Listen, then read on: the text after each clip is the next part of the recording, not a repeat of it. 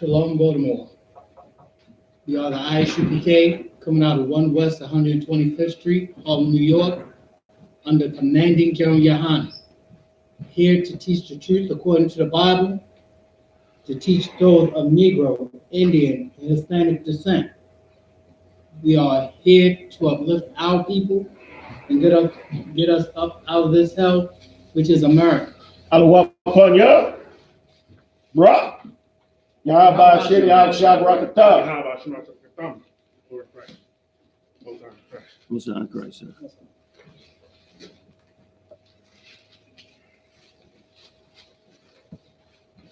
All right, Israel. We up and rock and roll? Rocking and rolling, sir. All right. Set up some chairs. Good one, cousin.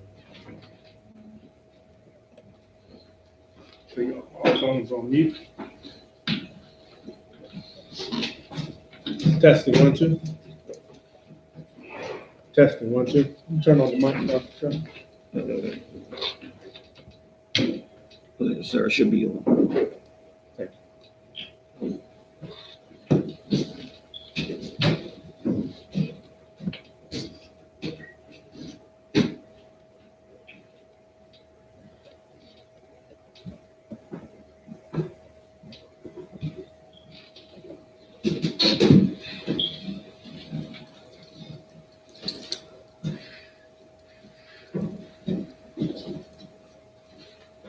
We got any questions online? Yashar, Barak, Yahweh. Any questions? Questions.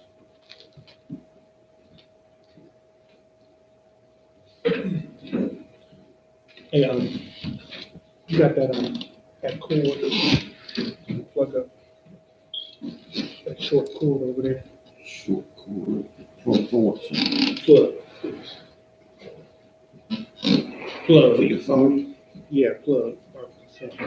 Short cord running up there.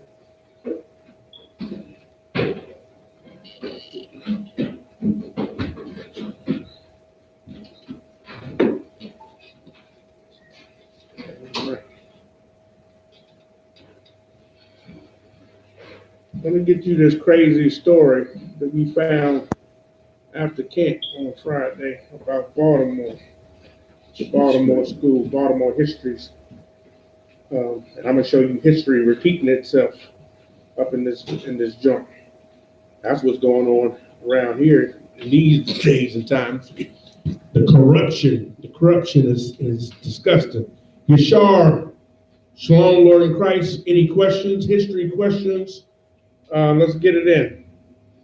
So we got in the Washington Post, we got this story. This is important, you understand, because the corruption is staring us in our face every day. You understand, the oppression is, it's paramount.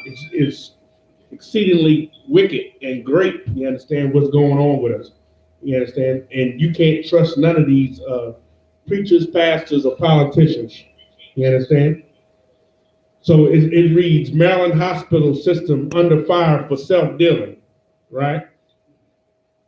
It says Baltimore Mayor Catherine E. Pugh, this is a black woman, right? She's a Democrat.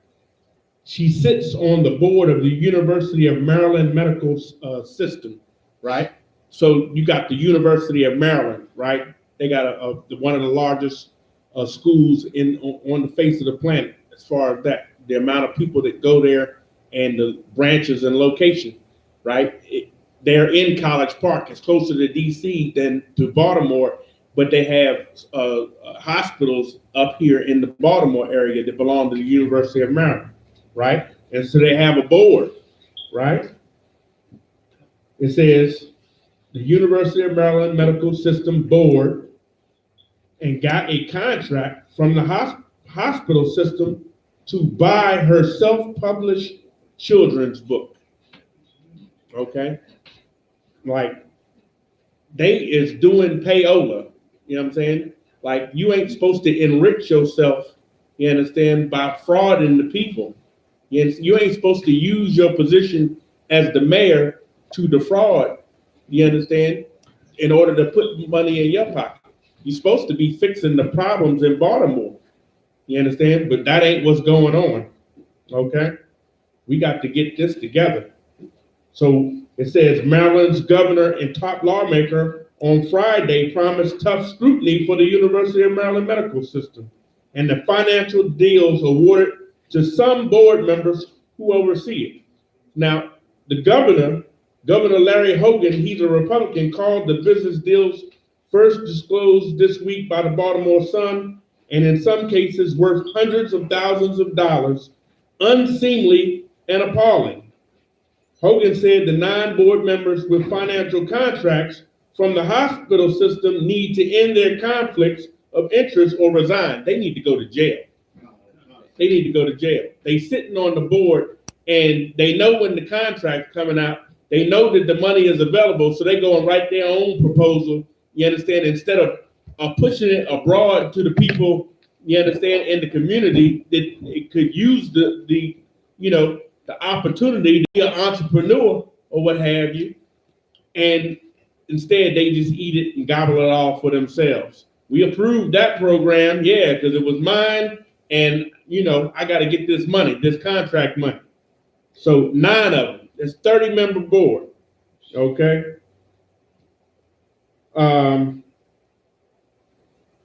Resign, or they need to end their conflicts, and they need to get put in jail. You understand? He pledged to take whatever action is necessary. They need jail time. That's the only thing that's going to fix this situation. There cannot even be the appearance of impropriety, Hogan said in the statement. You understand? They should have been red flagged that they can't participate in any of the damn University of Maryland's contracting system. When they submitted a contract and their name is on the crap, then they were supposed to be like, nah, you can't do this. Why you even send this in? But they got not only did they put it in, they got awarded the contract. You understand? Hundreds of thousands of dollars worth of contracts. You understand? That they bilking the people out of when they supposed to be representing the people or what have you. You know what I'm saying? Go ahead. That's state law. That's state law. You can't be on a board and take a contract that you oversee. Well, they must don't believe in the law. You understand? Which is the problem. That must be the whole problem. Question or comment? It's like the same thing that they did with the old mayor, which she was up there buying herself things with Yeah, she's a thief too. The last female black mayor that they had was stealing goddamn gift cards that was supposed to be for homeless people. Sheila Dixon. You understand? Like, this place is corrupt. It's too corrupt. Y'all can use this out there, what have you, some other students come in. See if you can get that together. The General Assembly is weighing a bill to outlaw business deals between the hospital and the 30-member board. They saying that it ain't no bill. They saying it ain't no bill right now. Board members who have such deal include Baltimore Mayor Catherine E. Pugh, Democrat, whose financial disclosure form listed a $100,000 profit for 1 year for selling 20,000 copies of her self-published children's book series, Healthy Holly, to the hospital system. You understand? That's payola. You understand? She's getting paid on the back end of a shady deal. All right, Aunt from Philadelphia. Most High in Christ, do you have any questions on the history? Write any questions that you might have in the history into the chat. Do you have the link? Get with the brother to provide the attendance link so that everyone will be able to receive a credit for being in the class. There's a link that you need to get, an attendance link. See what you made of. You got to get that link so that the brothers and sisters in this class can get their 90-day information there, right? So that's what we got to get us. All right. No questions, Aunt? You been going to that Philadelphia school? What's going on in Philly? What's going on in Frederick? Who else is in here? Who is Yashar? Where you from, Yashar? Put your location in. Anything going on in Toronto? Type in here. What's going on? Okay. I know last week there was some brothers that was in the class that wanted some breakdown on the Immaculate Conception. I'm gonna hold off until I see whether or not they show to get this information. We'll go into some other things, or if you have any questions, you understand what you want to go over right now, raise your hand. Go ahead. I need the breakdown for the gun that would die because I lost my oldest clothes in my phone. Oh, the Shield of David. Come on, cousin. That's pretty good. Where do I have all of those at? Shalom, Yahweh, Shema Shabbat, the man of the hour, right there. You know what I'm saying? And you ain't feel no kind of way. I wasn't, trying to bust you down the other night. Oh, no. You know what I'm saying? No, sir. No. It wasn't nothing like that. No, sir. No. I can't even tell you what was the reason or what have you. Right. I know it wasn't even her. You know what I'm saying? We was just out there. So we're trying to find the information on the Shield of David, right? That's what we need.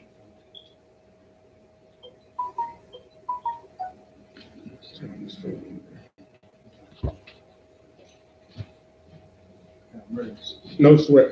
Take care of yourself. Iraq sent an attachment. Let's see. Damascus, 2 Scorora High School boys in prison for sodomizing another team player of their football team. They arrested the kids. My question was, what about the coaches they got it from? They got it from Sandusky. Yahweh Bob. You understand? They got it from Sandusky in Penn State, which ain't too far from Maryland. Right. It's right over the border, right over the Mason-Dixon line. You understand? That's where they got it from. The whole football atmosphere is atmosphere of homosexuality. Anytime your grown-ass son is taking showers with other grown-ass individuals, you didn't cross the line.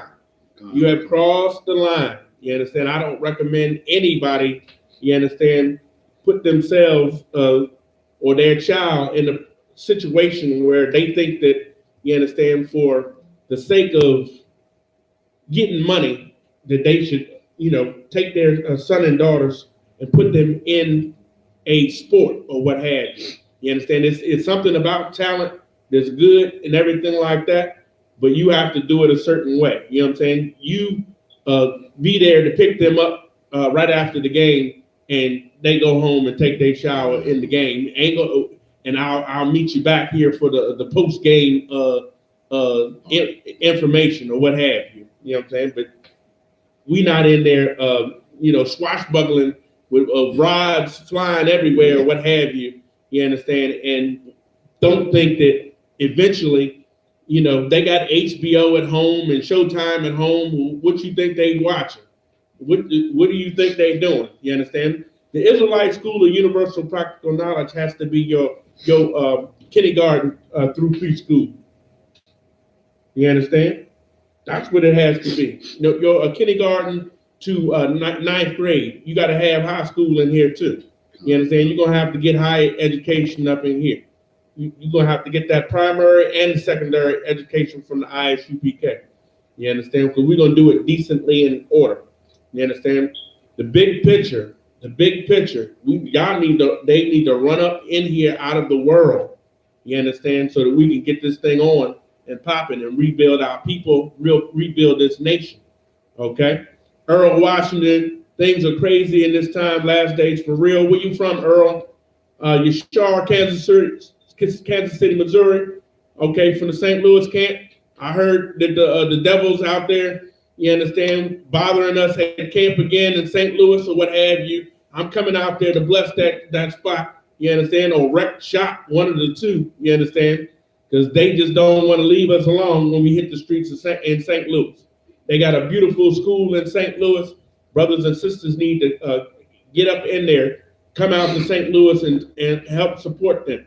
You understand? They need about 100-man camp there so that they get the ideal that they just can't, run us off the street. You understand? The whole damn town need to be swarming with Israelites. You understand? So that we can show them that this ain't going away. This is not going away anytime soon.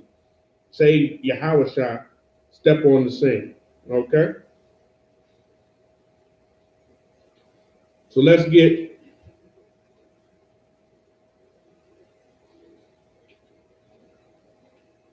me a scripture that you don't understand in reference to what the seal of David is. Get the most famous one. Get the problem scripture.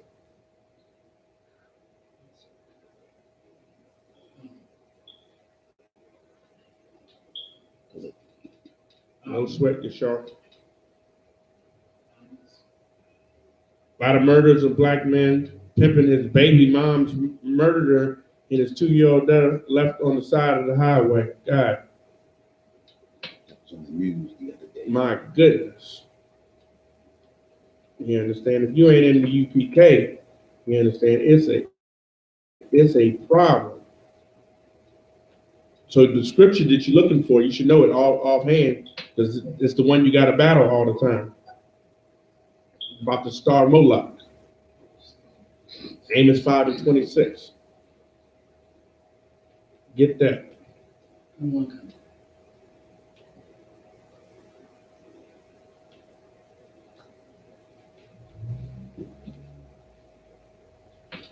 See if I can find it in my notes. I gotta hire a secretary to get these notes in order. You understand? I hear that. I need one myself. Lord have mercy. Sir. All right. Amos 5:26, brother. Let's get to reading. Come on, kind sir. Amos 5:26. But ye have borne the tabernacle of your Moloch, and hewn your images, the star of your God, which ye made to yourselves. Okay. So Amos 5:25 says, have you offered unto me sacrifices and offerings in the wilderness 40 years, O house of Israel? Right? The Lord, he'd rather obedience rather than sacrifice. You understand? That's what the problem is. So we have been offering sacrifices in the wilderness for 40 years. But in the meantime, he had to kill everybody except for 2 people that walked out of Egypt. You understand? In them 40 years. He kept us out there, you understand, and had us walking around for 40 years out there and offering everybody. Everybody except for 2 people died that came out of Egypt or what have you. But you understand, they had children. The children lived and grew up, you understand, and was able to go in and take over, you understand, the majority portion of Israel that's famous now. It's famous to this day. You understand? Past the Jordan, past the Dead Sea, all the way to the coast. You understand? But he left nations that we had to prove ourselves by. You understand? We had to fight all the nations and try to exterminate all those nations, which we did not do. Okay? So it says, but ye have carried, that's what the word born means. It means to carry. But you have carried the tabernacle, which is a house. You have carried the house of your Molech. You understand? That word is Molech. Right? So this is a worship that you was doing. You understand? This was a idol worship that you was doing. Let me get up. Okay.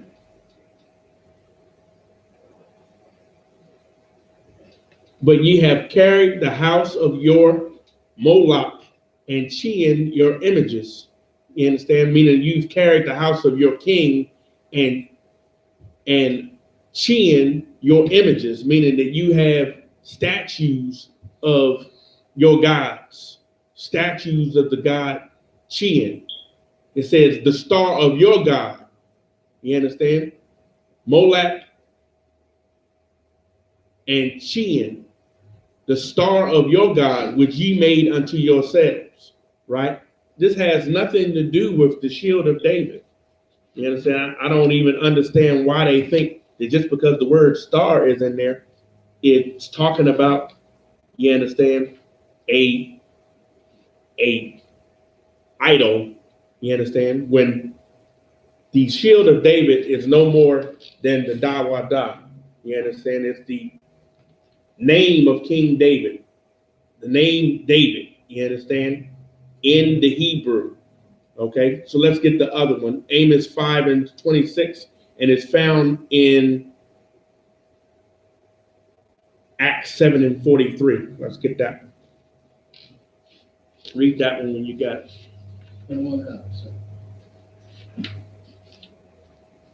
Acts 7:43. Yes.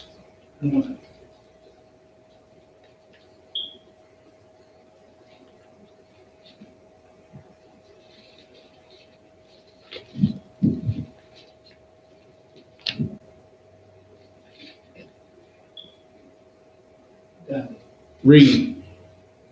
Acts 7:43. Yea, ye took up the tabernacle of Molech, the star of your God, Remphan.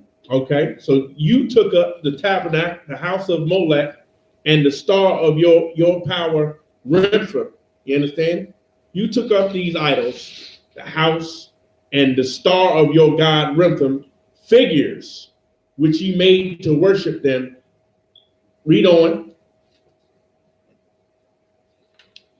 Figures which ye made to worship them, and I will carry you away beyond Babylon. Okay, so what this is saying is it's saying that the star of your God, Remphan, is a man. Once again, the star of your God, or the star, is a person. You understand? He's the most famous worshiper of the god Remphan and the god Molech.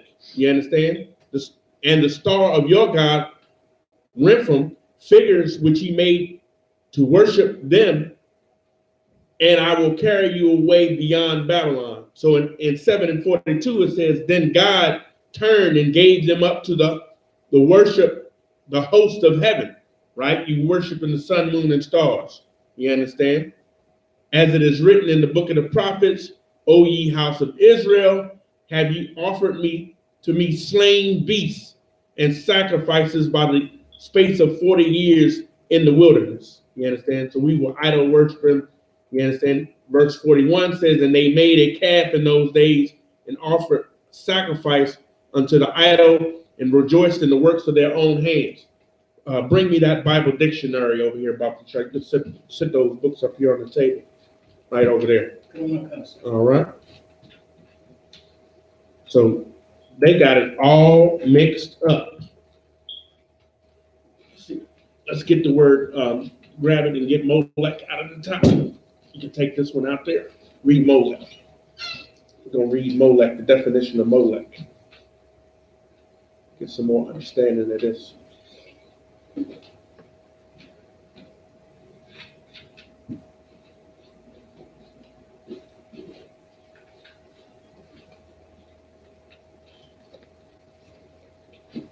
Got it.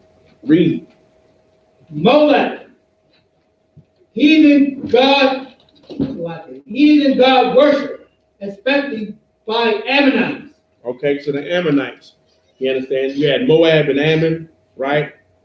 Ammon, the so-called Japanese, Moab, the so-called Chinese.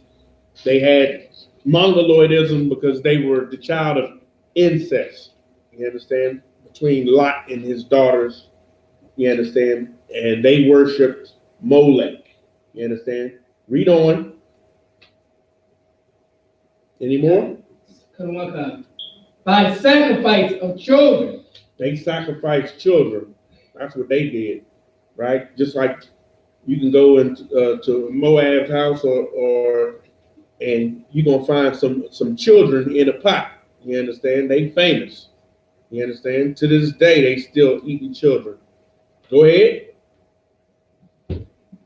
Worship forbidden to Israelites.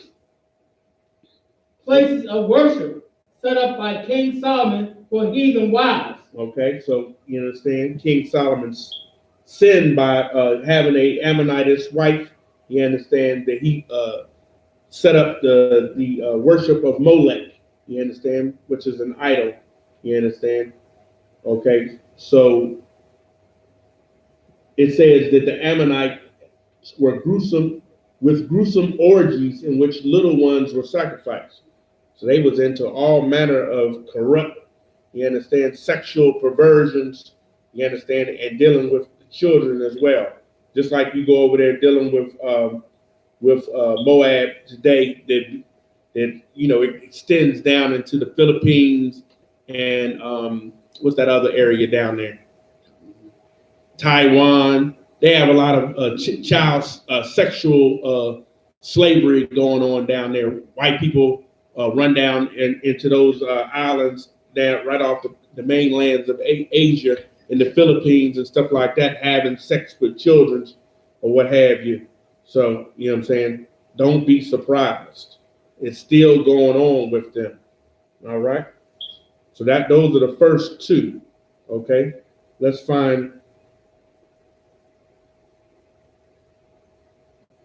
get Revelation 7:1. Let's find out what the shield is.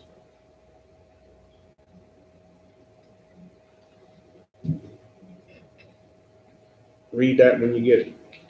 Come on, concern.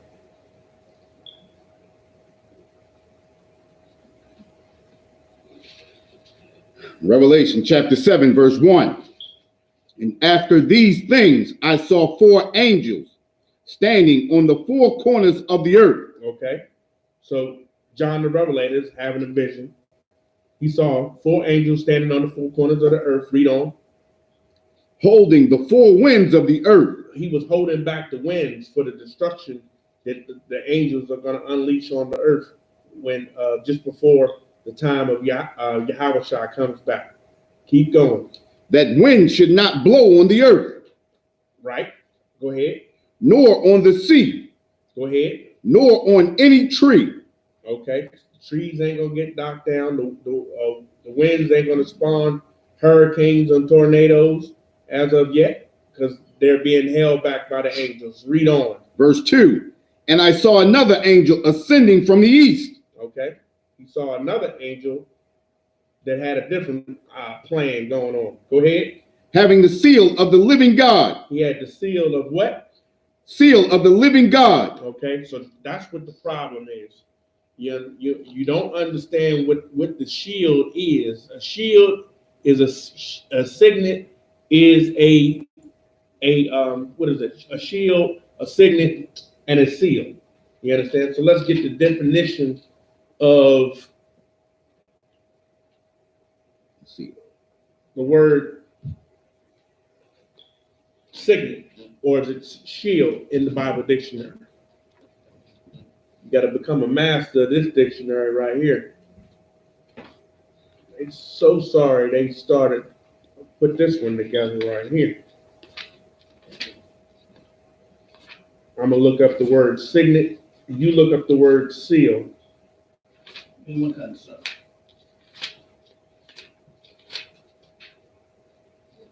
One second. It says signet, seal. Go back to the word seal. Read. Seal, device bearing a design. A device bearing a sign. That's what a seal is.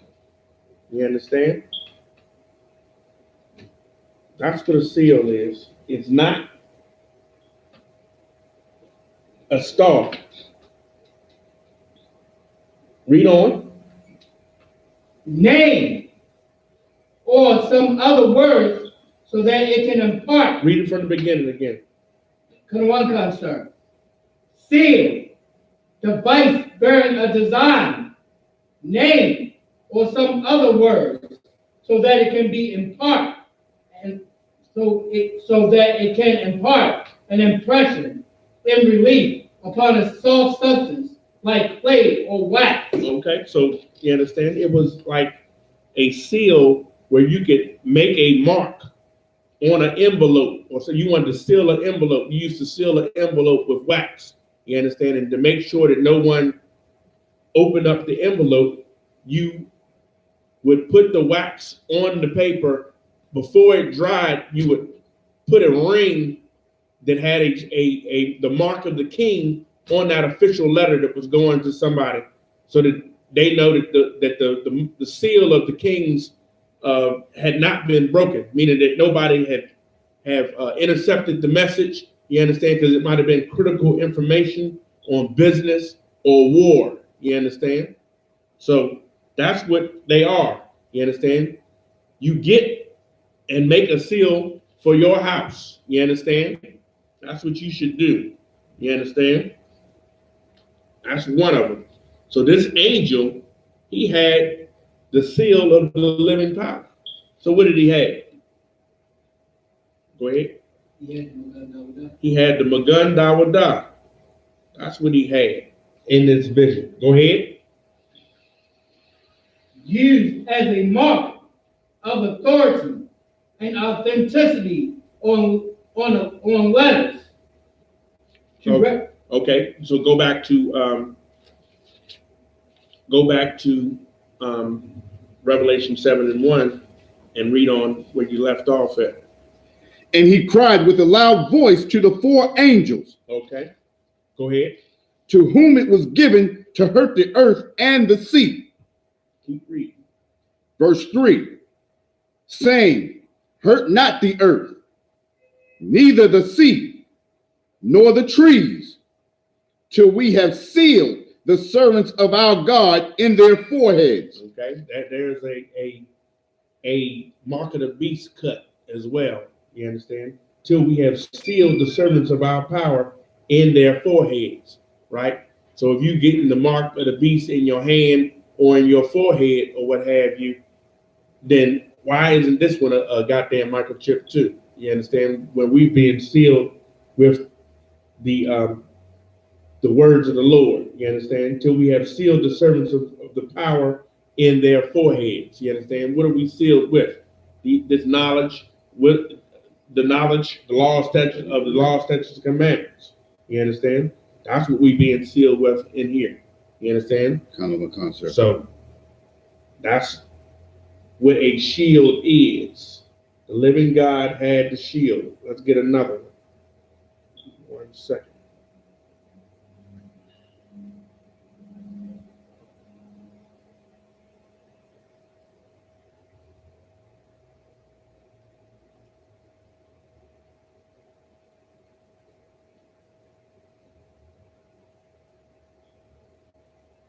All right, let's get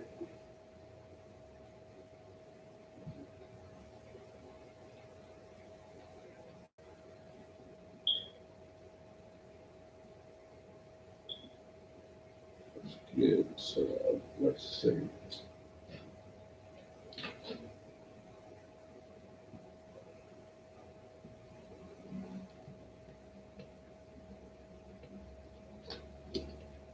Got you something right here.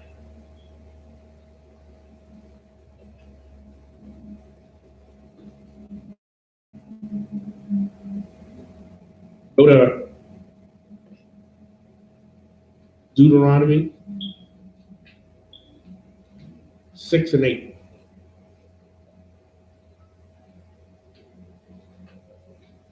Come on.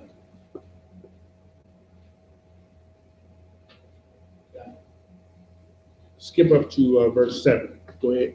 Verse 7. Come on. Deuteronomy 6 and 7. And thou shalt teach them diligently unto thy children. So the law, statutes, and commandments need to be taught diligently to your children. Go ahead.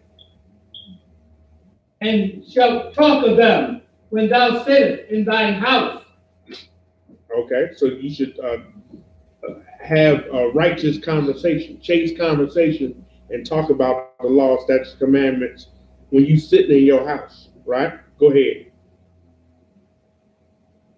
And when thou walkest by the way, And when you walking and talking and about in this kingdom, you understand? You walking, conducting your business, have the word of the Lord in your mouth. Go ahead. and when thou liest down, and when thou risest up, When you get up in the morning, have the word of the Most High with you. Go ahead. and thou shalt bind them for a sign upon thy hand. And you should bind them upon the sign of thy hand, right? This is another reference to the mark of the beast. You understand? Meaning that these laws, statutes, commandments is binded to your hand, meaning that you're going to go out and do them. You understand? Instead of having the mark of the beast, which is dealing with the white man and picking up weaponry to fight for, you understand, this devil. Okay? That ain't what you want to do. Go ahead. And they shall be as frontlets between thine eyes. Okay, and they shall be like as frontlets between thy eyes. Those laws, statutes, commandments, once again, the seal in the forehead. You understand? Yeah, but we ain't talking about the physical. We talking about the actual breakdown based on the fact that it's a precept. You understand? You understand? It's still talking about the phylacteries that they were wearing and how they wore it and everything like that. But it's in reference to being sealed in your forehead. You understand? So that's the gist of it. Okay. Let's get Numbers 24 and 17.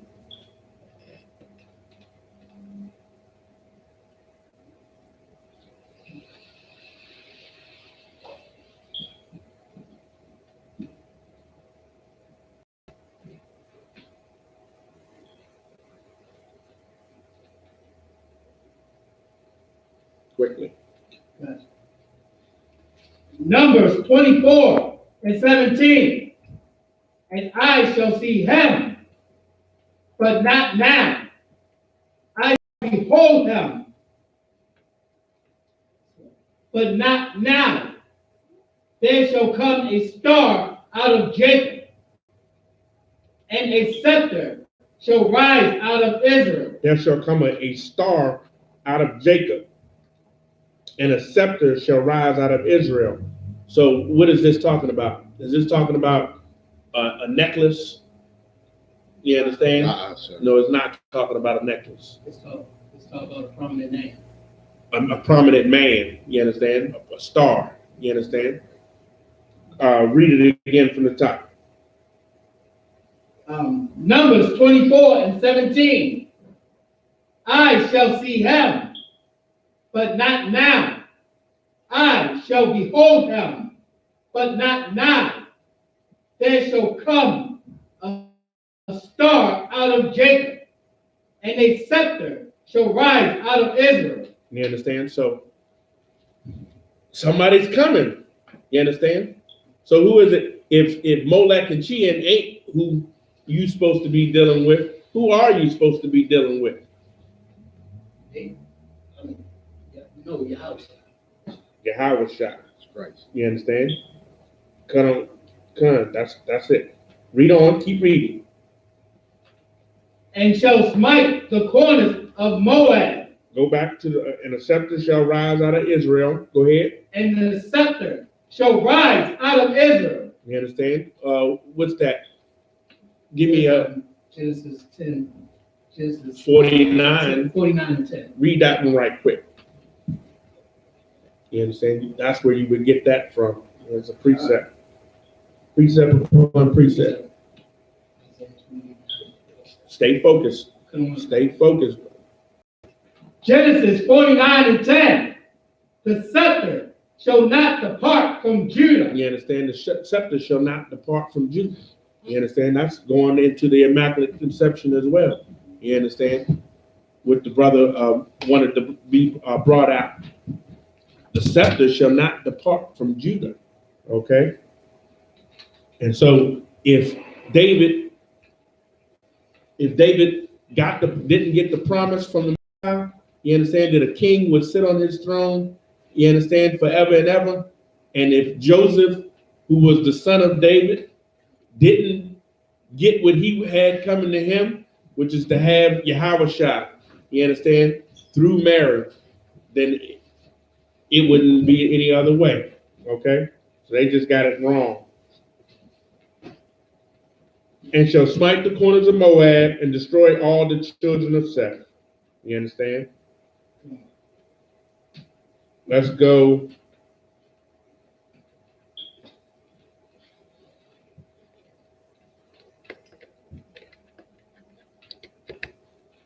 to 2nd Ezra 10 and 23 in the Apocrypha.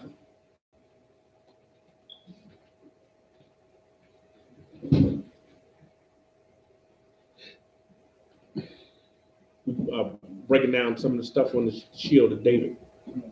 Okay. Got it, sir. Read that. 2nd Ezra chapter 10, verse 23. And which is the greatest of all?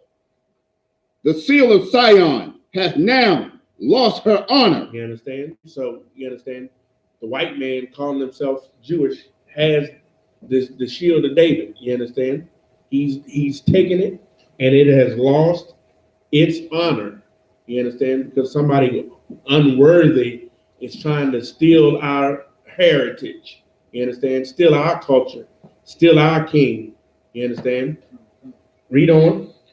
For she is delivered into the hands of them that hate us. You understand? That's a cold cut on the Jewish white man. You understand? The seal of Zion. You understand? That shield of David. Okay? Once again, we're going to get it back. Okay. Let me get some more.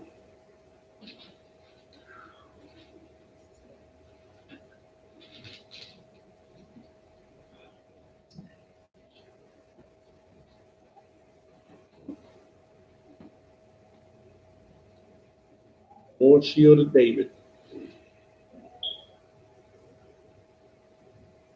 Go ahead.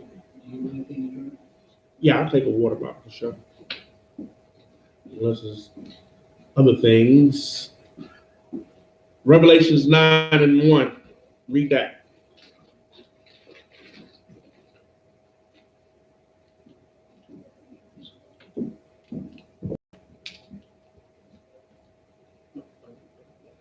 Revelation chapter 9, verse 1. And the fifth angel sounded, and I saw a star fall from heaven unto the earth. You understand? So is this a piece of jewelry? A star that fell from the heaven unto the earth? No. It was an angel. What the hell are they talking about? Go ahead. And to him was given the key of the bottomless pit. Go ahead. Verse 2. And he opened the bottomless pit, and there arose a smoke out of the pit, as the smoke of a great furnace. And the sun and the air were darkened by reason of the smoke of the pit. It's a horrible day that's coming, you understand, when the Lord unleashed these angels, cause this damage that's going to go out through the face of the earth. Okay? Okay, sir.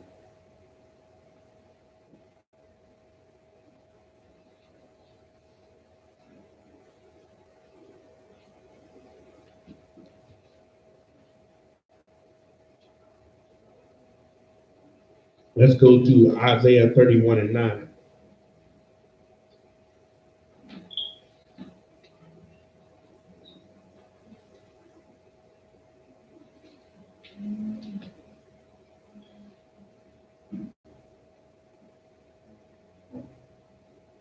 Isaiah chapter 31, verse 9.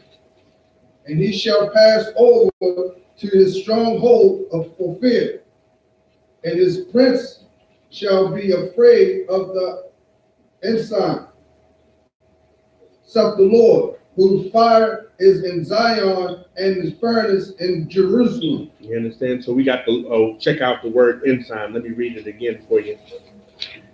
Let's see if it's in the Bible dictionary. get a regular dictionary. Let's look up the word ensign as well.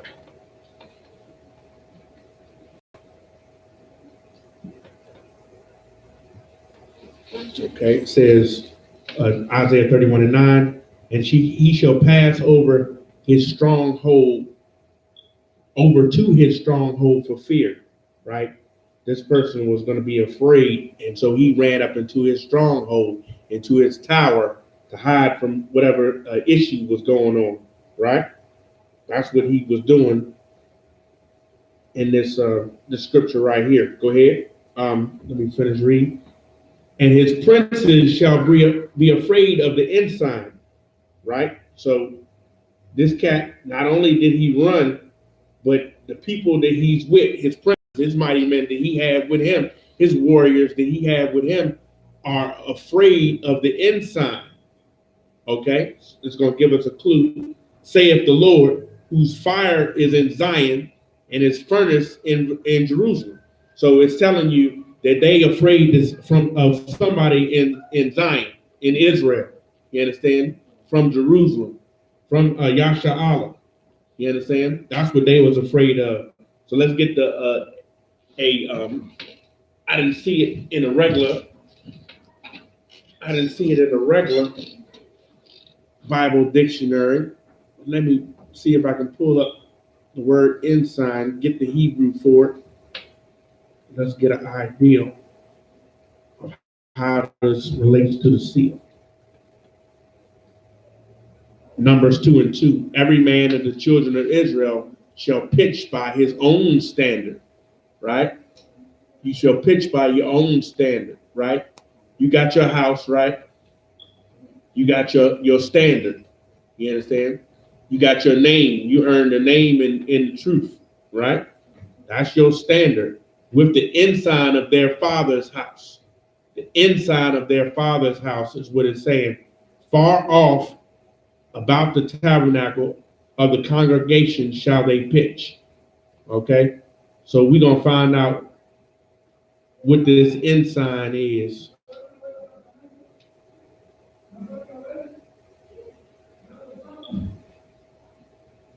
And it's a mark, a sign. That's what it is.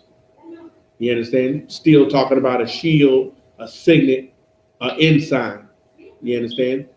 You got your standard and you got your shield. You understand? You got your shield, meaning that everybody would, in times past, and you can verified in how Esau, or in the Dark Ages, I would say the Dark Ages coming into the Renaissance period in Europe, where there were houses, the house of the Duke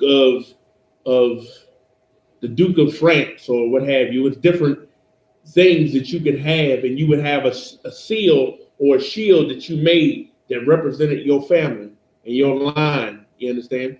So this is what it was saying in these type scriptures, just talking about ensigns. You understand? You got your standard and your sign, your shield. You understand? Or your signet. You understand? That's what was going on. So we're gonna get more. Let me look at the words. Look up the word signet. There's just so much that you can study. You can sit here and just keep going in and keep going in on every word. You will not run out. Signet, it says a seal, particularly in Great Britain, the seal used by the king in sealing his private letters and grants that passed by bill under the Majesty's name. Let's see. Let me look up ensign. Got more scriptures with that word in it. That means mark or sign. Come on.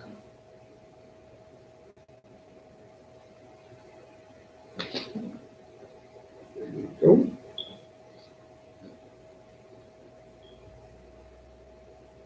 Ensign, the flag or banner of a military band. So this cat was afraid in Isaiah 31:9. He ran up into his stronghold. You understand? The princes and mighty men that he had with him were afraid of you know what I'm saying, the people of Israel that was coming after him in reference to, you understand, what was about to happen, this battle that we done took to him. You understand? So that's basically what that is. A ensign bearer is the cat that carried the flag. You understand? When you see somebody was marching with the flag, somebody was playing the drum. You see how the American Revolution was like they had somebody playing the drum and the trumpet marching along while, you understand, they was fighting or what have you. Somebody would have the flag. Would that be like the tribes of Israel, the flags of the tribes? Yes, yes, it'd be exactly like that. You understand? Each tribe was known for something. You understand? Its standard. Judah, the lion. You understand? Benjamin, the wolf. You understand? Levi, the dice. Okay, it's like that. Going out just like that. Let's see.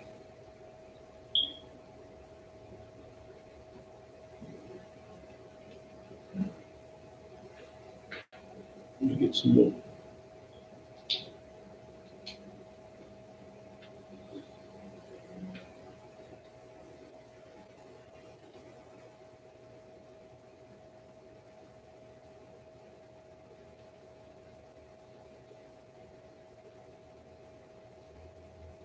Of course, the seal that was delivered unto those that hate us in Second Ezra's, you understand, is Revelations 2:9 and 3:9. You can always throw that in there about the so-called Jewish man. Say that again. Revelations 2:9 and 3:9, where it says there's somebody calling themselves a Jew, but they're not. You understand? But a tabernacle. Yeah, them. Okay.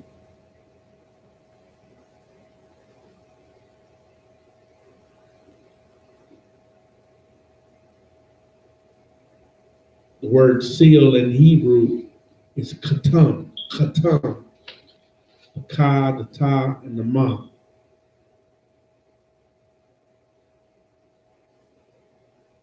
Let's see.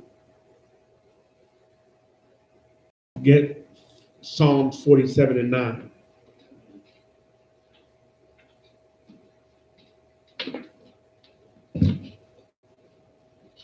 Psalms 47 and 9. Let's get that. Got sir. Read that. Psalms chapter 47, verse 9. The princes of the people are gathered together. The princes of the people are gathered together. The mighty men, you understand, is the rulers amongst the men of Israel. Read on.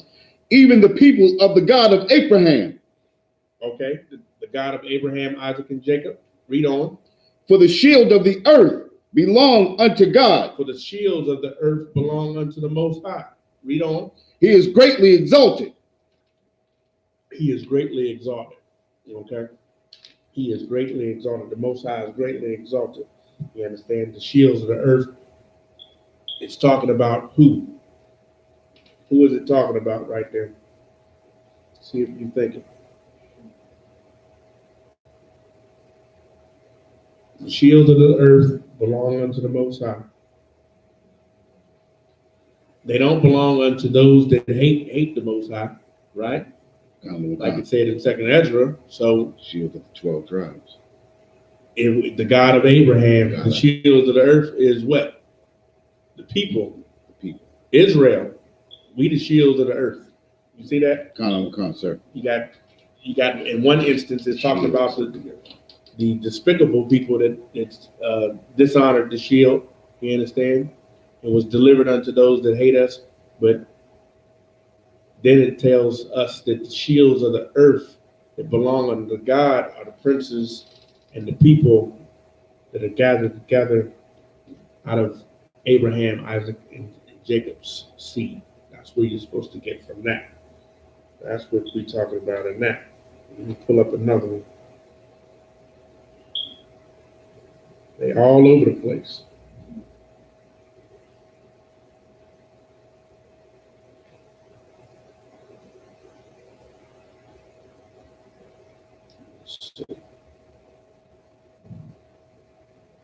Give me Genesis 38 and 18. Genesis what, sir? 38 and 18.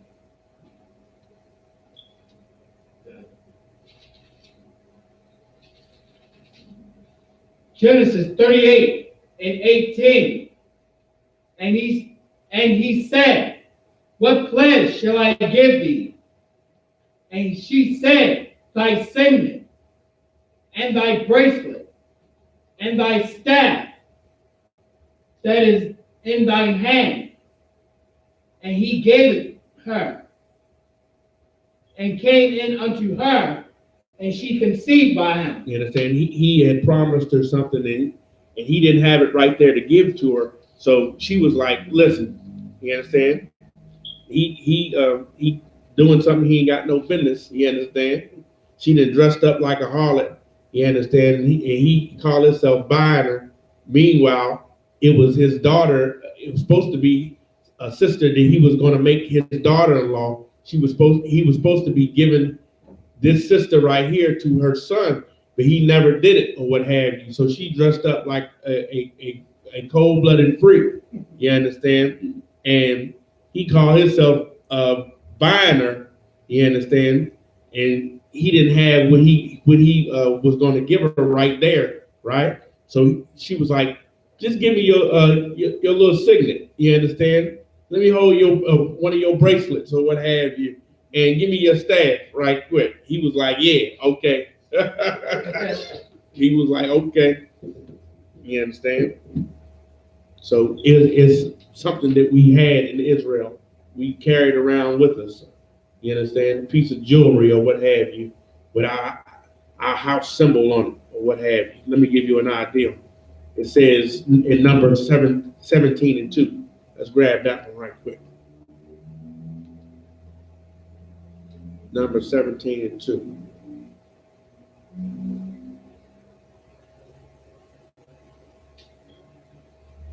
Grab that. Got it, sir. Go ahead. Numbers chapter 17, verse 2. Speak unto the children of Israel, and take every one of them a rod according to the house of their fathers. Okay, take a rod according to the house of their fathers. Read on. Of all their princes according to the house of their fathers. And the princes, the mighty men in these houses, in these families. Read on. According to the house of their fathers, 12 rods. You understand? One for every tribe. Read on. Write thou every man's name upon his rod. You understand? Write every man's name upon his rod. You understand? That's what we was doing, which is why I read, every man of the children of Israel shall pitch by his own standard with the inside of their father's house. You understand? What I read in Numbers 2 and 2. And then we have Numbers 2 and 34. And the children of Israel did according to all that the Lord commanded Moses. So they pitched by their standards. And so they set forward every one after their families according to the house of their fathers. You understand? We get those rods. You understand? We write our name on them. We write our signet on those staffs. You understand? That was something that we did. Let's see. Jeremiah, you will see a lot of that at the Passover. You understand? The 50th anniversary. You understand? The 50th annual. You understand? Lord's Passover. You know what I'm saying? Hosted by I.S.U.P.K. So-called April 20th. Sundown. You understand? Right. Jamaica Queens, baby. Right. Mm-hmm. The Woodhaven Manor Ballroom. Oh, no, My no. goodness. It's going to be glorious. That thing, that venue is off the chain. When you step up in there, you understand, you're gonna know. You know, the lamb is gonna be off the hook, the bread is gonna be tawab, the liquor, oh my goodness, the wine. You understand? Come all. Come. Bring it on. Let's go to Jeremiah 22 and 24. I got a few more. Jeremiah 22 and 24.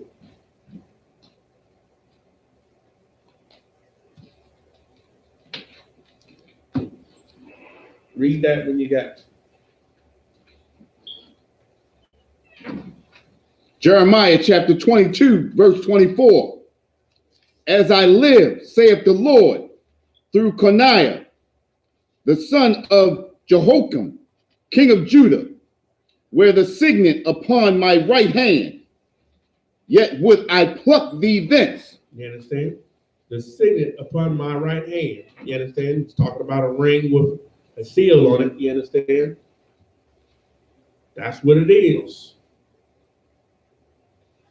It's not a goddamn idol. You understand? Read on. Hold on. That's all for that one. It says, as I live, saith the Lord, though Coniah the son of Jehoiakim, king of Judah, were the signet upon my right hand. You understand? Meaning he's my chosen and my anointed. Yet would I pluck thee thence. Meaning that he decided that he was going to get rid of this cat Coniah. You understand? Get rid of him, even though, you understand, he was one of the kings of Israel. You understand? But after Solomon and his, mess up that he did, you understand, it was men that erred in the spirit, you understand, that followed, down through his line, you understand? So that's what happened, you know what I'm saying? We went through a lot of captivities, the Assyrian captivity, the Babylonian captivity, you understand, the Greeks, and then finally the Romans when Yahushua was on the scene, you understand, through those times where that line that came from King David on down, you understand? Remember you asked about the Immaculate Conception, you understand? So Joniah was one of those cats that the Lord was not dealing with. So let's get Daniel 6 and 17 right quick.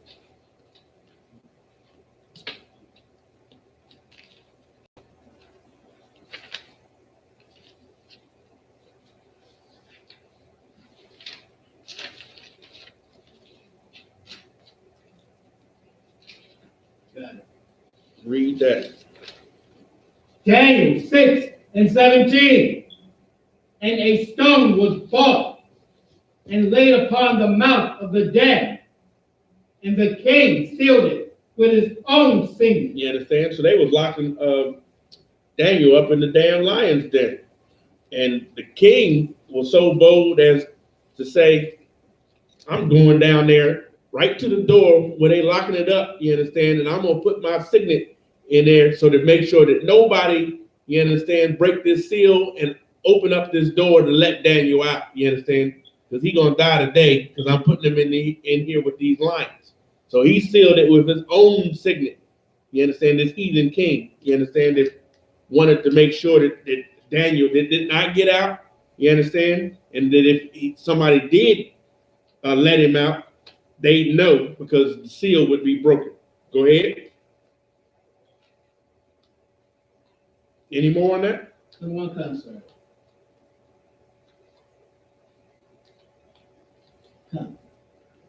And with the signet of his lords, that the purpose might not be changed concerning Daniel. You understand? They had sentenced him to death. You understand? That's a horrible death, that have to die at the hands of some lions or what have you because of some garbage. You understand? Not bowing down to a god of the other nations. You understand? You got to be ready to die rather than to serve some false god. So, correct me if I'm wrong, sir. The signet, right? That was like an order or decree that could not be overturned. That was given by the king. No, we're talking about something physical. It says,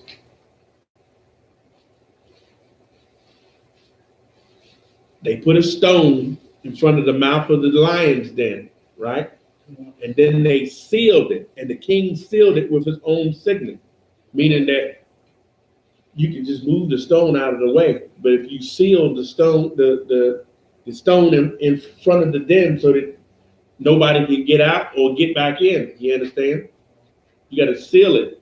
And then he went up to and he put the marks on it in the seal, like he put clay on it to seal the den up or what have you. He put the stone in front of it and then sealed it with clay and then put his signet in the clay so that if anybody came and tried to open it up, you understand, that he would know that they let Daniel out. He didn't want them to be let out. You know what I'm saying? Based on the fact that he didn't serve the God of this heathen right here. You understand? But we all know what happened. You understand? So that's just a showing that either the heathens used a ring or a signet, you understand, with their name on it in order to, do that job. It's a mark. It's a seal. You understand? Show who you are, what you all about. The Star of David is not a star. You understand? Stars are in the sky, but it's the shield of David. You understand? And of course, let's get the little Hebrew lesson out the way. Let's take a look at this right here. All right. Can you turn the camera for the brothers and sisters on the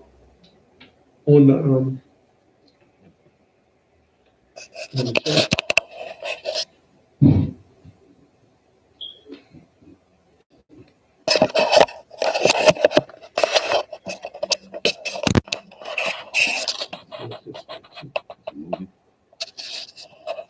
Can you see it on it?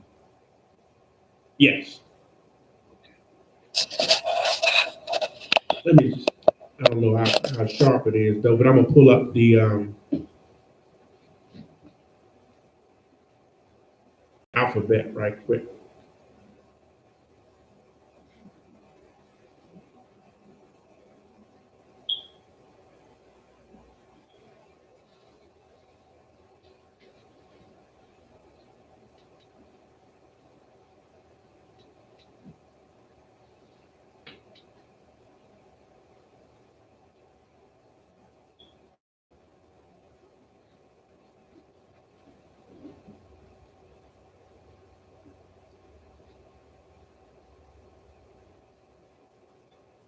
All right, so they might be able to see all of that.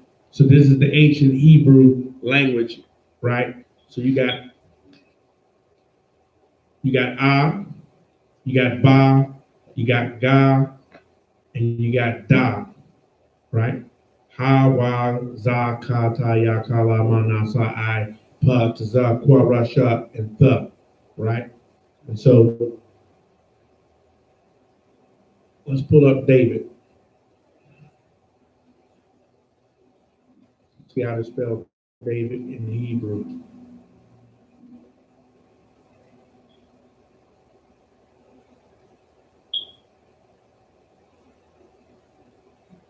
So this is in the Assyrian right here. I'll show you this Assyrian. It's down here. So you got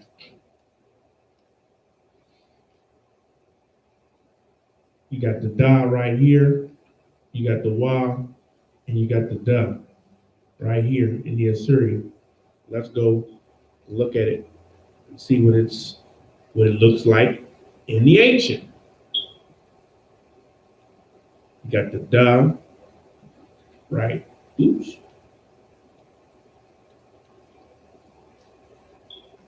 You got the Da right here. Right here. You got the Wa right here and the Da right here. So what we're dealing with is none other than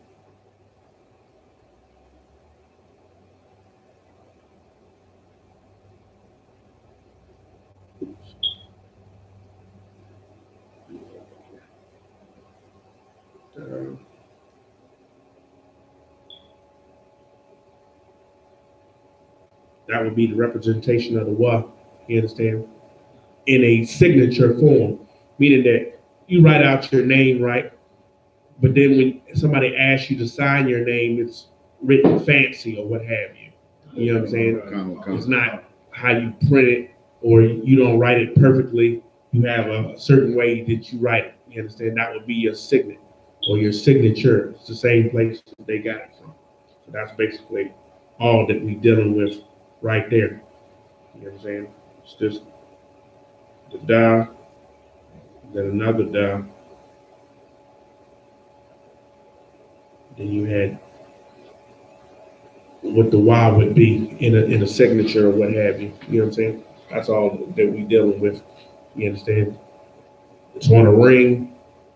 Your ring.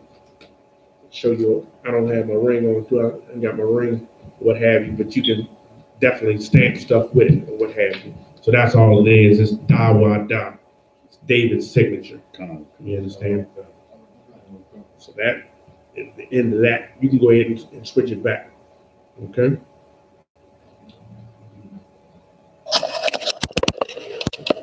know if it's on. I can't see it. No sweat.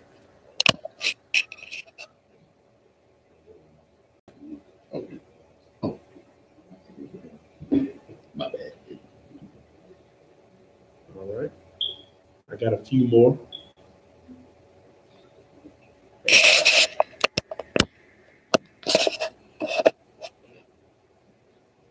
First Kings 21:8.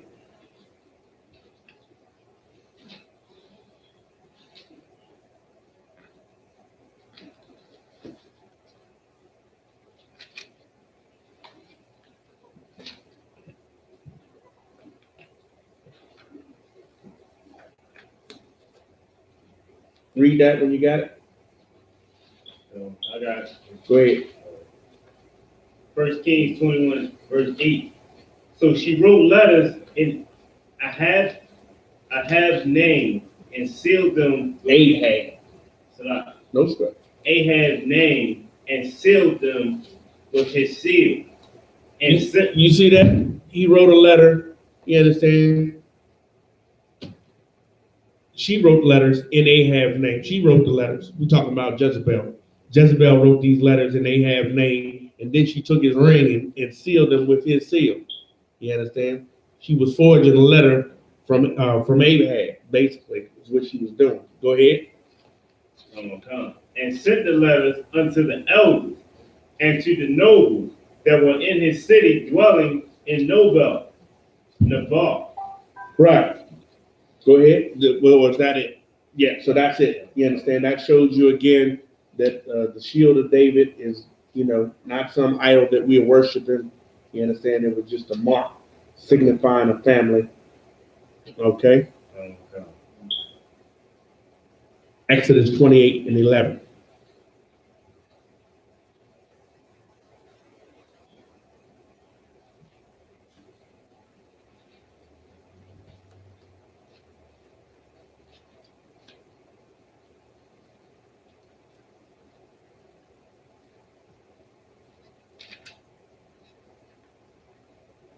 Read it when you get it. Exodus 28:11. With the work of an engraved stone, like the engraving of a signet, shall thou engrave the two stones that the name of the children of Israel, though thou shalt make them to be set in ounces of gold. Uches. Ounces of gold. You understand? So with the work of an engraver in stone, you understand? It's men that know how to, work with stone and make it look good, polish it up, you know what I'm saying? Make a table out of it, what have you. Got fine etchings and borders on it and everything looking all crazy and good and everything like that. It says, like the engravings of a signet, you understand? You got people who can work with metal like that, you understand? And make all kinds of fancy designs on metalworks or what have you. Shalt thou engrave the two stones with the names of the children of Israel? So that somebody was given instructions to write on two stones the 12 tribes of the nation of Israel, and then set these stones in uches of gold. You know what I'm saying? It would have a border around it. Say if you got a book or what have you, you got a fancy bookcase or fancy book cover or what have you, and it had gold in it. I got like a box. I got Bibles in, but the box is all decorated, what have you. Got names on it and everything like that. Got a gold trim around it and everything like that. That's all. You know what I'm saying? It's no big deal. There, once again, the Dawa Da. You know what I'm saying?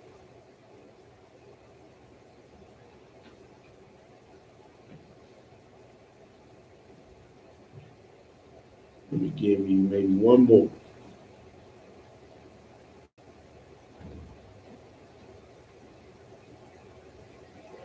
Exodus 9 and 4.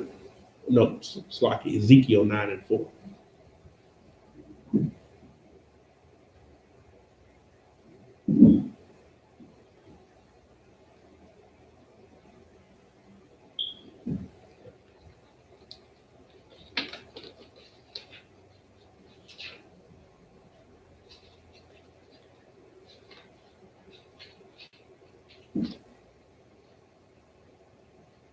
Read that when you got it. Ezekiel 9, verse 4. And the Lord said unto him, go through the midst of the city, through the midst of Jerusalem, and set a mark upon the forehead of the men that sign and that cry for all the abominations to be done in the midst thereof. You understand? So, once again, Revelation 7 and 3, before y'all got here, we read saying, hurt not the earth, neither the sea, nor the trees, till we have sealed the servants of our power in their foreheads, right? Showing you that the mark of the beast, is this the mark of the beast for somebody that's on the right side of God? Or is this saying seal the law, statutes, commandments in their forehead? You understand? That's what it's talking about. You understand? Just like the mark of the beast is not a microchip in your forehead. You understand? It's the philosophy of this wicked ass world. That's what you carrying around, to seal in your forehead. That's another definition of what a seal is, or the sealing of something, or what have you. So in Ezekiel 9 and 4, it says, and the Lord said unto him, go through the midst of the city, through the midst of Jerusalem, and set a mark upon the foreheads of them that sigh and cry for all the abominations that be done in the midst thereof. So all Israel is out here in Baltimore. You understand? And Commanding General Yohanna was commanded by the Lord to go through the midst of Jerusalem and set a mark upon the foreheads of Captain Saparia. You know what I'm saying? Officer Kawan. You understand? Gabar Da. You understand? Because they are the ones that sigh and cry for the abominations that's done amongst Israel in this wicked ass society. You understand? That's what they've been sealed in their forehead with this work right here. You understand? So that's what it's saying right there, which is going into the mark of the beast, and also what, you understand, what we're supposed to be doing in these last days and time, getting sealed, knowing this book backwards and forwards. You understand? Cutting all the pastors, making them vagabonds. You understand? And getting it in. So Isaiah 8 and 16 says, bind up the testimony, seal the law among my disciples. You understand? There's another form of what a seal is. Sealing it is giving instruction. You understand? Isaiah 8 and 16. So Revelation 14 and 9 said, and the third angel followed them, saying with a loud voice, if any man worship the beast and his image and receive his mark in his forehead or in his hand. You understand? That's just on the left-hand side. Don't have nothing to do with no goddamn microchip or what have you.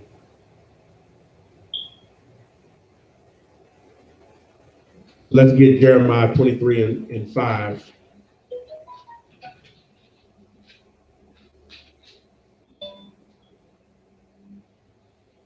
Go right into that subject. Did you want? Was that you last week? I was talking about. You wanted to know something about the Immaculate Conception? Yeah, Or was that another brother? I think that was the other brother. We were talking about the Holy Trinity. Right. And, I think it was the other brother that brought it up. Okay. Let's go into it a little bit.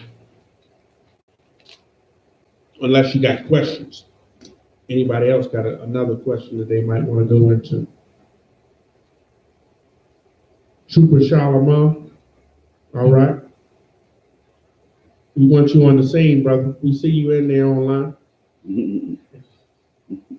Mm-hmm. You getting them 90 days in? Nah, you already got them 90 days. You getting that, getting ready to put that work in. Right. Good. All right. Any questions? Nobody got any questions? Jeremiah 23:5. Read. Jeremiah 23:5. Behold, the days come, saith the Lord, that I will raise unto David a righteous branch, and a king shall reign and prosper, and shall execute judgment and justice in the earth. You understand? Let's talk about who Yahweh was to be. Okay? But he made a promise to David to raise up the seed of David, a righteous branch. You understand? Is it the precept for the Genesis, for the trees? Yes, it is. It's a righteous branch. It's talking about a tree. You understand? This is the favorite tree of the Most High right here. This branch that he bringing out right here and right now. Of course. If you still need some more clarity on any of that we went over, you know what I'm saying? Speak up. So let's go get Acts 2:29 right quick. You know what I'm saying? He made that promise to David about raising up a righteous branch. You know what I'm saying? A king that is going to reign and prosper and execute judgment in the earth. You understand? The Most High is going to send Yahweh back. You understand? In order to give us justice and judgment in the earth. Read that when you get it. Acts 2:29. Acts 2:29. Men and brethren, let me freely speak unto you of the patriarch David, that he is both dead and buried, and his sepulchre is with us unto this day. Yeah, his gravestone, is with us. He's dead and gone. We know it. Go ahead. Therefore, being a prophet, and knowing that God has sworn with an oath to him, that of the fruit of his You loins. understand? Stop right there. The Most High swore an oath to David that of the fruit of his loins, you understand? The seed that comes out of a man when he's having sexual intercourse with a woman. That's the fruit of his loins. According to the flesh. You understand? Not spiritual or anything like that. Keep going.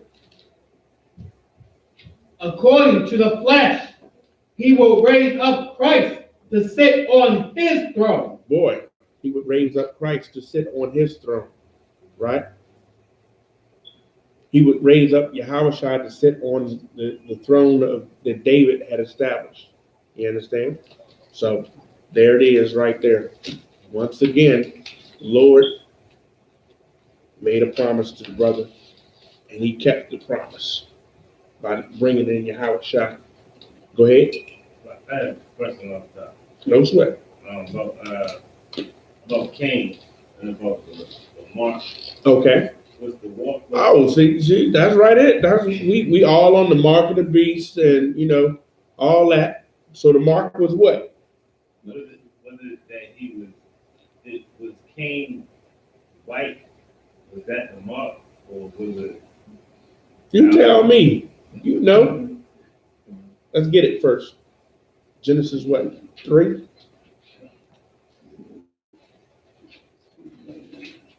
I know you know. Oh, it's 4. Genesis 4.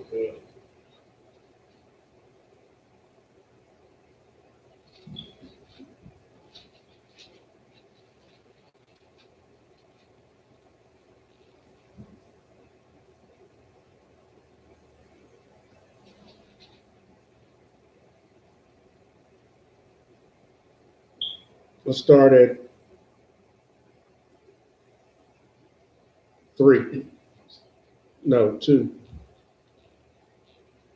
Start at 1 quickly. Genesis 4 and 1. 4:1. Quick. And Adam knew Eve, his wife, and she conceived and bare Cain, and said, I have gotten a man from the Lord. You understand? So Cain, he was the firstborn. You understand? Eve recognized it. Read on.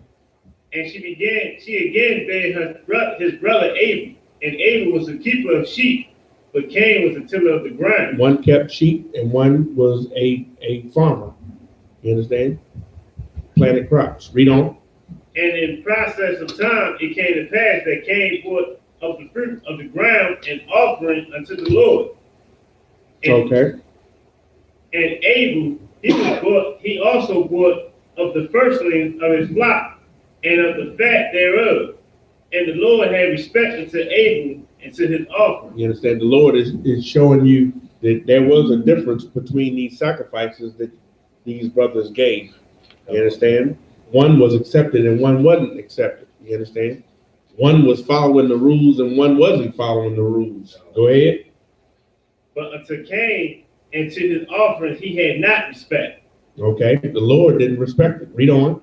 And Cain was very wroth, and his countenance fell. You understand? And he, being undisciplined and emotional, he got pissed off and his countenance fell, meaning that he felt as though whatever it is that he did should have been good enough.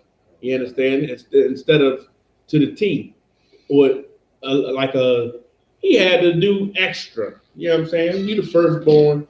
You understand? You good at tilling the ground and bringing up these fruits and stuff and everything like that. You working hard because the Lord had already cursed us because of Adam and Eve's sin in the garden or what have you, that the ground would not give its fruit in due time. You know what I'm saying? I mean, we have to toil with sweat, blood, and tears in order to get that food on the table now. You know what I'm saying? So him being good at that, you understand? He thought that his stuff should have been, accepted. But he had to go the extra mile. He had to go to his brother, bargain with his brother, you understand, and get what the Lord required, you understand, to give his sacrifice. You understand? That's what he should have been in the spirit of doing. But you see what happened when he was in the spirit. Not only was he mad about that, he was mad at his brother, you understand, because his sacrifice was accepted. Keep reading. And the Lord said unto Cain, why art thou wroth? Why are you pissed off? Read on. And why is thy countenance fallen? Why you got that that emotional look on your face? Go ahead. If thou doest well, shalt thou not be accepted? If you do what the Most High say, then He gonna accept you. You understand? That's what doing well is following the law, statutes, commandments. Right. Go ahead. And if thou doest not well, sin lieth at the door. Boy, but you know what I'm saying? If you don't, guess what? That attitude that you got and that look that you got on your face is what led your mother and father to cause a problem. You understand? And you're going to be a servant of sin. Sin is right there waiting for you to make the wrong goddamn decision instead of doing well. You're supposed to be doing what I asked you to do. Read on. And unto thee shall be his desire. Your sin, you understand? Your desire is going to be to do that sin. Read on. And thou shalt rule over him. And thou shalt rule over him. The sin is going to be ruling over you. That's all it's saying. You're going to be overtaken in your faults. You understand? You ain't going to be restored. You're going to live in that sin forever and ever. You understand? You're going to be born estranged from the womb. It says in the Psalms, talking about Esau. He go messing up from the womb. You understand? Like the white, when it says in the Psalms again that happy shall he be to dash thy little ones against the stones or what have you. You understand? It's because them little white babies is going to grow up to be big devils. Them little devils is going to turn into big devils, and they got the spirit of Satan in them from the beginning. You can tell the difference how they treat their mama. You see them in the store cussing their mama out, kicking their mama in the shin and everything. You know what I'm saying? Disrespectful. Your mouth would be on the floor if you did it to a sister. Okay? Keep reading. And Cain talked with Abel, his brother. And it came to pass, when they were in the field, that Cain rose up against Abel, his brother, and slew him. Yeah, let's go out and let's talk. You know what I'm saying? Yeah, you know what I'm saying? He pissed off, but he was jealous, envious, and what have you. Slew his brother in the field. You understand? Go ahead. And the Lord said unto Cain, where is Abel thy brother? And he said, I know not. Am I my brother's keeper? He's a liar. And, you understand? He said something real wicked. You understand? Am I my brother's keeper? You know what I'm saying? That was wicked as hell for him to say that. Well, why the fuck you asking me what the hell he is? You know what I'm saying? Like he is abominable in his, like, am I my brother's keeper? That's how he treat Negroes, what have you. You know what I'm saying? We there's another story that's just like this. Which one is it? Esau and Jacob. You understand? The same story. Go ahead. And he said, what hast thou done? The voice of thy brother's blood crying unto me from the ground. You understand? You didn't slain us. You didn't slain the children of God. You understand? Slain the righteous. You understand? Because you wanted to be wicked.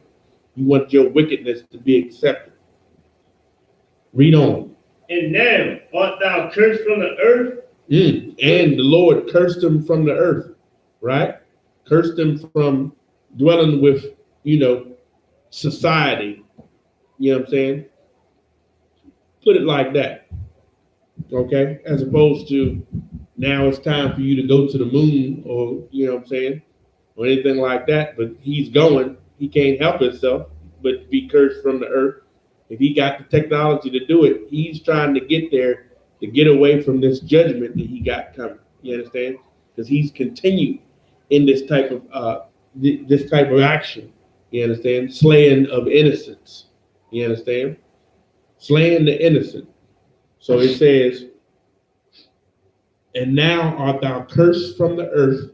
That's number one. Read on. Which had opened her mouth to receive thy brother's blood from thy hand. You understand? Keep going. When thou tillest the ground, it shall not henceforth yield until thee her strength. You understand? The white man is if he hadn't have stole the Native American Indians' land or what have you, the best of everything that he had, then he would not be able to subsist. He wouldn't be able to feed himself or what have you. And now he can't leave anything alone. You understand? What is he doing now? He's trying to make designer babies. He already making designer food or what have you, going into the genes of the food. He be coming out with some Frankenfish, some fish that got some how the hell you gonna mess up the salmon? The salmon is like the perfect thing on the earth. And then you gonna go and mess up the genes and cross-contaminate it with some goddamn unclean thing so it can get bigger faster. What the hell for? You understand? Like, this animal was made to live and die just to feed, the bears and the Native American Indians. There's just so many of them that they would be in the water, you understand, and just to go back to where they came from to lay their eggs, you understand, and die right there. So many of them, or what have you. You know what I'm saying? And then the fry would hatch. They would go back down the river, go out into the ocean, and then come back and do it every year. and all of they went out into the ocean and got fat and juicy, you know what I'm saying, and delicious. You understand? Ate everything that you need to get them omega-3s and omega-6s. Put some water on that face. Put some water on that face. Right? So when I said put some water on that face, is another scripture that's going to go right along with what this mark was that the brother Cain had got. You understand? It no longer was a brother. It's like his counterpart Esau. Okay? So it says, when thou tillest the ground, it shall not henceforth yield unto thee her strength. That's number 2. And number 3, a fugitive and a vagabond shall thou be in the earth. You understand?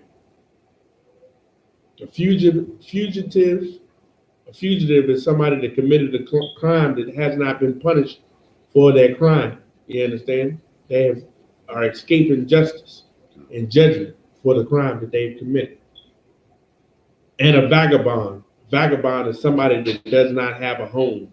You understand? Right? So what we have is Esau making cities all over the goddamn earth, where it says, and what is that, Obadiah? No, is it Isaiah 14, where the Lord said, you ain't going to be able to put cities on the earth no more. It's either one of them. You know what I'm saying? Because he's not a keeper at home. You understand? He's always in somebody's, in somebody's land, stealing it, calling it his own land or what have you. So he's a goddamn vagabond. You understand? He don't know how to stay out of everybody else's business and out of everybody else's lands. Meaning that it says also in one of the precepts to that is that he has removed the ancient's landmark. It's in Exodus, somewhere, Exodus or Deuteronomy, where he's removed the ancient's landmark. You ain't supposed to go and steal somebody's land. You see what I'm saying? You done remove their landmarks. You know what I'm saying? My land is from here to here. You understand? You come next day and move my daggone marks to here to here. You understand? And you just stole this much land from me or what have you. You understand? That's what a vagabond would do. You know what I'm saying? Read on. And Cain said unto the Lord, my punishment is greater than I can bear. He said, my punishment is greater than I can bear. Okay? Yeah, the black woman is still sleeping with the wicked. Okay? You right. Can you talk about the slavery of the Edomites? Yeah.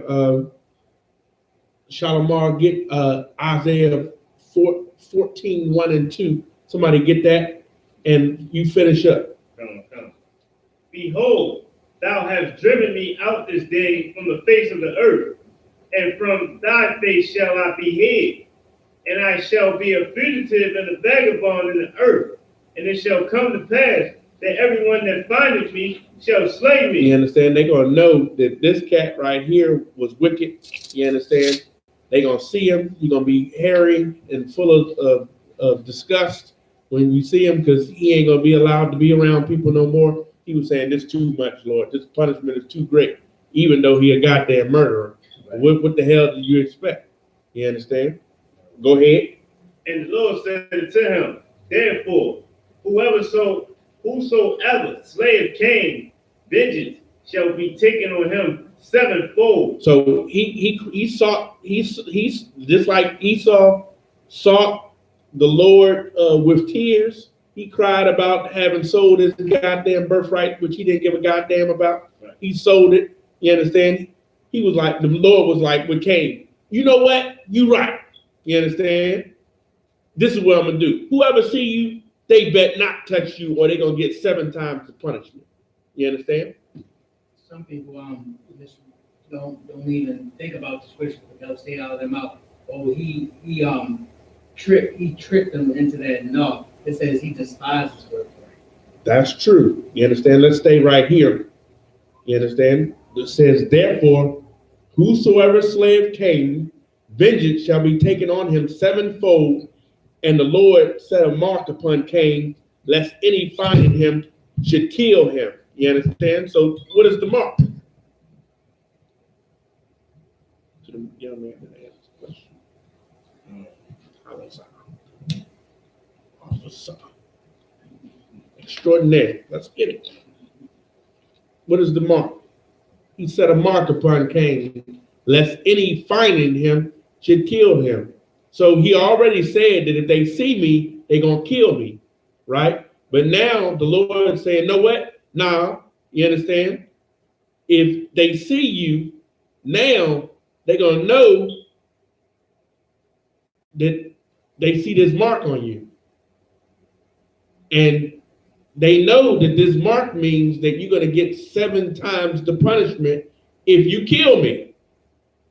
You understand the difference? At first he said, I'm banished from society. You understand? I'm going to be a vagabond, and, I ain't going to be able to be around people because I had murdered my brother. You understand? When people see me, they going to know that I'm supposed to be dead, and they're going to try to kill me. You understand? That's what he complained to the Most High about, right? But now the Lord said, let's read it again. And the Lord said unto him, therefore, whosoever slayeth Cain, vengeance shall be taken on him sevenfold. If you see Cain and you know he's supposed to be dead, you better not kill him, because you're going to get 7 times the punishment if you kill Cain. So you better not kill Cain if you see him, because you're going to get 7 times the punishment. You understand? So, and how does this word get out that if you see him? He knew that the Lord's punishment was going to follow him for this crime that he committed. You understand? Like, this is the conversation that he having before everybody found out that Abel dead now in the goddamn field. You understand? He trying to hide the body or what have you, trying to, cover up his crime or what have you. But when they found out, they were like, this cat, he got to go. You understand? We're going to do something to you now.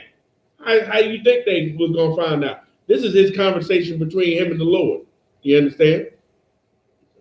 No, I'm asking, like, how do they know that they can't touch, if they touch him, if they kill him, that vengeance will come over them 7 times over, 7 times forward? How would they know that?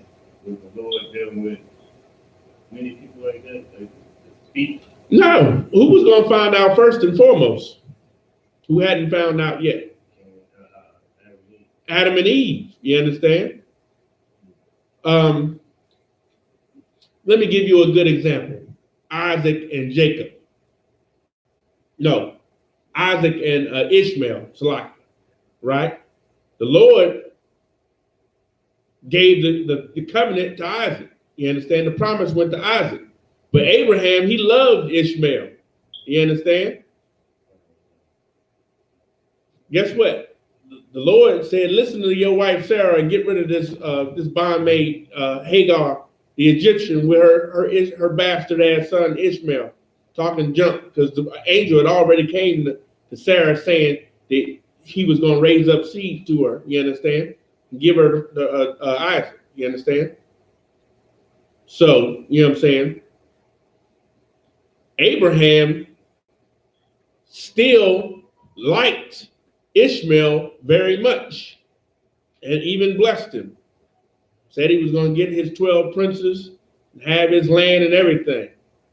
You understand? It's his son. You understand? What do you think Adam was going to do when he thought upon what had just transpired? Now I ain't going to have no son because I got to kill this one. You understand? Meaning that it was more than just Adam and Eve on the planet, right?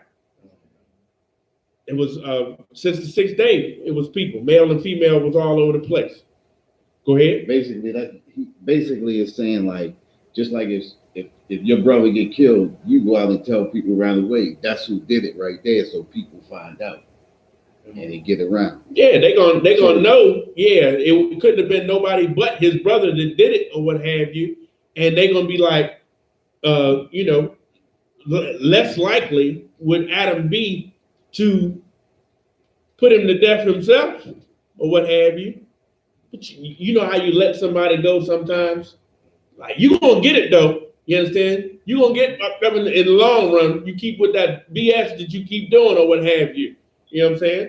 And that's what the stigma that was given to him in reference to this act that he committed at that time with the peoples on the face of the earth. As you'll see, he didn't learn the lesson when you read on down about some of the descendants of Cain. You understand? After he ran away to still get away from.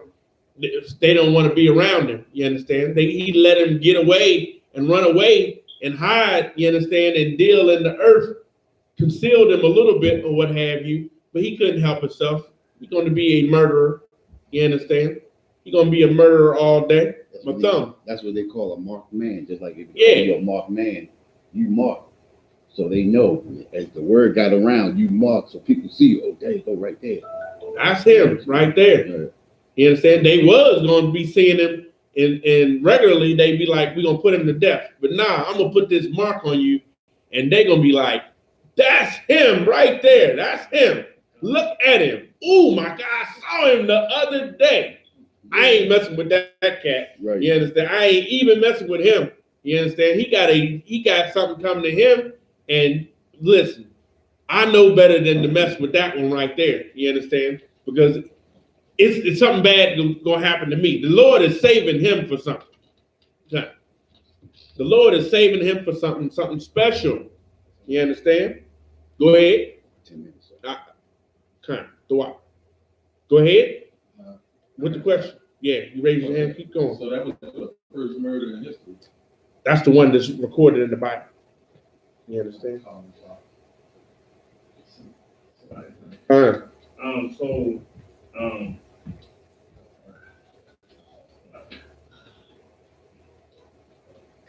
Oh yeah, you checking me out?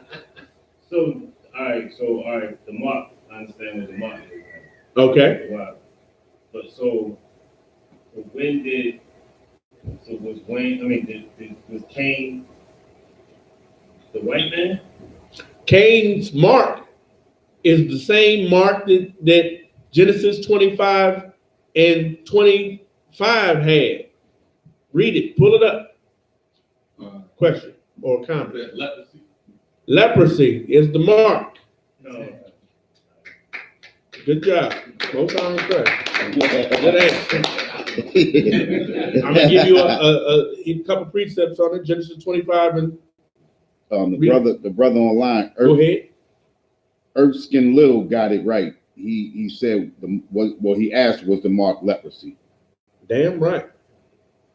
So is that when he went to live in the caves? Yes. You know what I'm saying? When he went to go dwell in the land of Nod or what have you. Okay. Go ahead. Why did the Lord protect him so much that he did so bad? Because the Lord was making the storyline. You understand? It is called your life as an Israelite. You understand?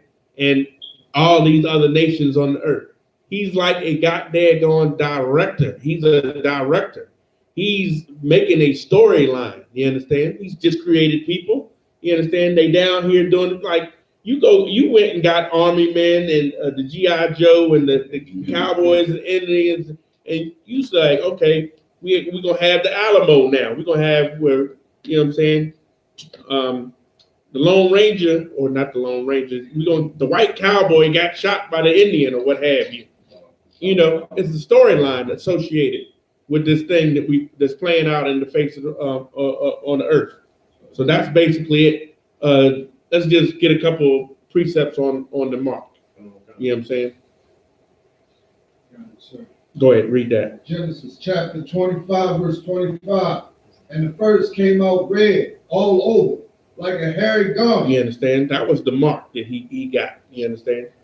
He was marked with that fiendish thing. Can you clear that up just a little bit?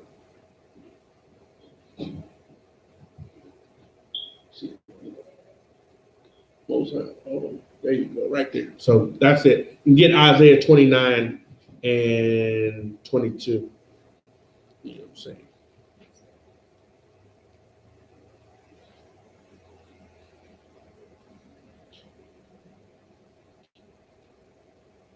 Read that when you get.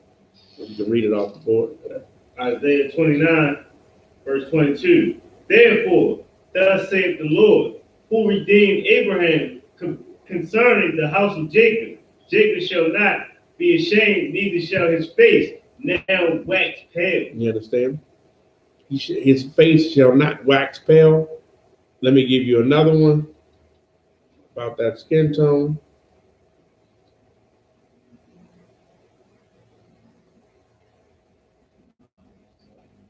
I was discussing that with somebody. They was like, "No, it doesn't mean that." So I told them to think about like the phase of the moon, which means to turn. So when it's telling you to wax pale, it's telling them about their faces or their skin turning white.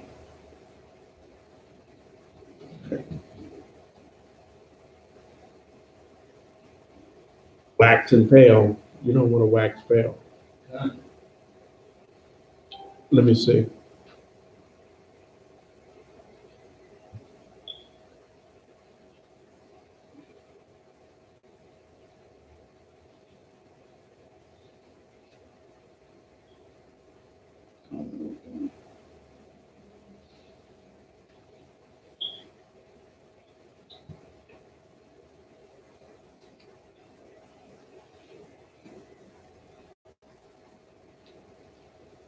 Who was Moses' sister name?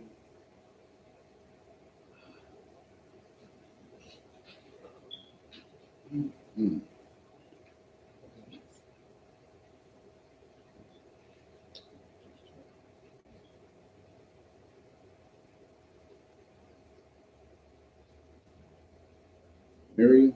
Miriam. There you go.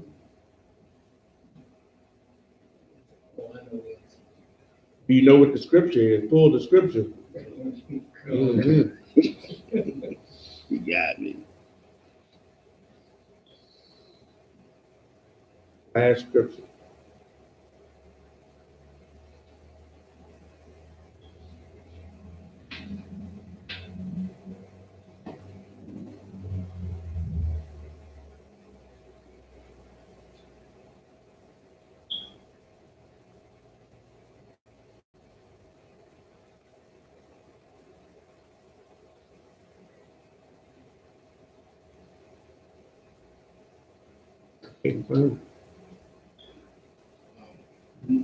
Number 12 and 12. Start at 10. You found the same time I found it. Good job. All right. Be on the lookout. Commanding General Yohanna, live WUPK radio. The grill, baby, is getting ready to go down in the worst way. We got plenty to talk about tonight. I can't wait to turn him on. You know what I'm saying? Good. Read that quickly. Number 12, verse 10. And the cloud departed from off the tabernacle, and behold, Miriam became leprous, white as snow. And Aaron looked upon Miriam, and behold, she was leprous. Okay, so she became white as snow. Read on. And Aaron said unto Moses, Alas, my Lord, I beseech thee, lay not the sun upon us, wherein we have done foolishly, and wherein we have sinned. Right, they came up against Moses for having the Ethiopian wife, you know what I'm saying? Miriam, and she opened up her mouth, and the Lord smote her with the goddamn leprosy. Read on. Let her not be as one dead, of whom the flesh is half consumed when he cometh out of his mother's womb. You know what I'm saying? Half dead and consumed, like Esau came out red and hairy, like a hairy garment, the mark that Cain had. It's that same operation right there. All right. And with that, I'm going to end the class so we can get up out of here. You understand? On time, what have you. Just let's give the salute and shut off the, shut down the camera system. Men of Israel, Amadium. It's our turn. Give one salute to the teacher. Men of Israel, Amadium Shabbat, Amadium, Barak. Yahweh Hashem Yahweh Shabbat. How about Shem Yahweh Brakatham? Yain Matah, dismissed. It's not here. I can't see anything.